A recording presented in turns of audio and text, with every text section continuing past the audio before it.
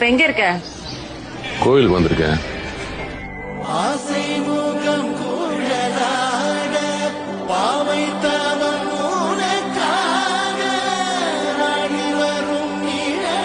എന്നിട്ട് നമ്മൾ അവിടെ വന്നിരിക്കുന്നത് ശംഭോ മഹാദേവ.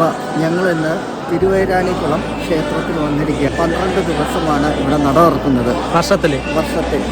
അപ്പോൾ ആ അമ്മയെ കാണാൻ വേണ്ടിയിട്ടും അമ്മയുടെ അനുഗ്രഹം വാങ്ങിക്കാൻ വേണ്ടിയിട്ട് പ്രധാനമായിട്ടും കണ്ടു തൊഴുന്നത് മംഗല്യ ഭാഗ്യത്തിന് വേണ്ടിയിട്ടാണ് ഇവിടെ തൊഴിലും. പ്രധാന വഴിപാട് മംഗല്യ വഴിപാടാണ്. മംഗല്യം ഇവിടെ വന്ന് തൊഴുത് കഴിഞ്ഞാൽ കല്യാണം കഴിയും. ഇവിടെ വന്ന് തൊഴുത് കഴിഞ്ഞാൽ അവരുടെ വിശ്വാസം താൻ മനസ്സിൽ ആരെ സ്നേഹിക്കുന്നു അയാളുമായുള്ള തന്റെ വിവാഹം നടക്കും.